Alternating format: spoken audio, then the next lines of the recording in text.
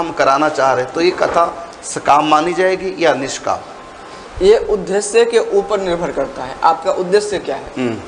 यदि हम बड़े से बड़े शुभ कर्म भी कर रहे हैं और वो कर रहे हैं केवल लोकोपकार के लिए, तो वो शुभ कर्म केवल है। लेकिन यदि उसी में हम यदि भगवत भाव कर ले, ये सब श्री हरि के रूप हैं और इनकी सेवा साक्षात ठाकुर जी की सेवा है, यदि इस भाव से हम यदि कोई भी कार्य करते हो तो सब भगवत अर्पण ही है, सब निष्काम कर्म ही है। तो यदि आप उसमें ठाकुर जी की भावना करके और दूसरे के लिए कर रहे, अपने लिए तो नहीं कर रहे, वो जो दूसरे के लिए किया जाए वो निष्काम ही है, तो निष्काम है ये। तो यहाँ अपने पूर्वजों के उद्धार के लिए कर रहे हैं, चाहे जीवित माता पिता के लिए कर रहे हैं, चाहे अपने बच्चों के लिए, चाहे पत्नी के लिए, चाहे पति के लिए, या जो दिवंगत हो चुके हैं उनके अपने परिवार वाले, चाहे उनके लिए कर रहे हैं, चाहे उनके गति के लिए कर रहे हैं, लेकिन है तो सकाम जी, है सकाम।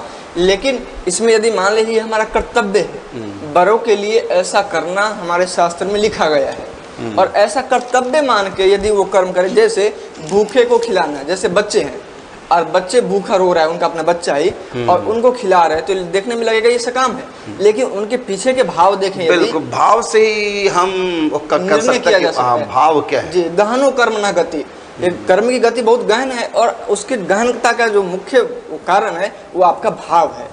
आपका जैसा भाव है फिर वैसा ही उसका परिणाम है। हाँ, बाकी कर्म कांड की रीति से देखा जाए तो हम अपने पितरों के लिए, बुजुर्गों के लिए, चाहे जीवित माता पिता के लिए, चाहे पति के लिए, चाहे बच्चों के लिए, कुछ भी हम कर रहे हैं अपने परिवार के लिए, तो एक कामना तो है ही है ना, कि दुर्गति ना हो, कामना है।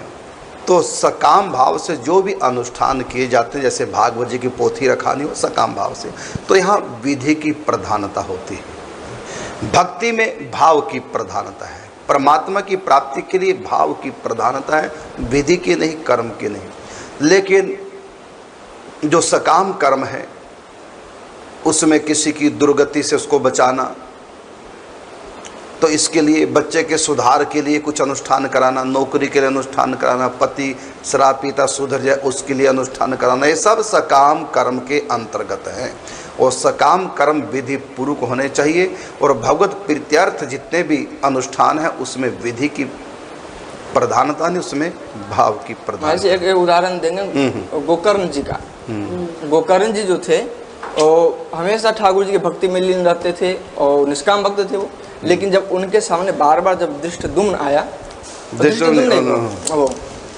धुंधुकारी, जब बार बार धुंधुकारी उसके बारे में आया, तो उसके उद्धार के लिए उन्हें भागवत की सप्ताह की कथा की उन्होंने, लेकिन उनका जो कथा भी था वो निष्काम ही था, उसका निष्काम था, क्योंकि उनका जीवन पूरा ही निष्काम, पूरा निष्काम। ऐसे साधु कुछ भी कर रहे हैं सब निष्काम। देखने में भले बाहर से लगेगा वो तो हर कर्म, वो तो पूर्ण महापुरुष है, हर कर्म भगवत अर्पण।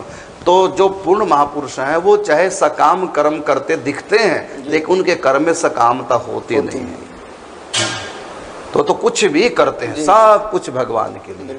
उन्होंने धुंधकारी के लिए भी जो किया है वो भी भगवान की प्रसन्नता के लिए, तो उनका हेतु तो प्रभु को रिझाना ही है, तो बहुत ऊंची बात है। बाकी संसारी लोग हैं जो भी करते हैं सकाम, तो वो तो विधि पूर्वक ही करना चाहिए, क्योंकि कल इसी बात पर चर्चा चली थी कि यदि हम सकाम भाव से कुछ भी अनुष्ठान करें तो वहाँ कर्म की प्रधानता है, वहाँ कर्म की विधि का पूरा ध्यान रखना चाहिए।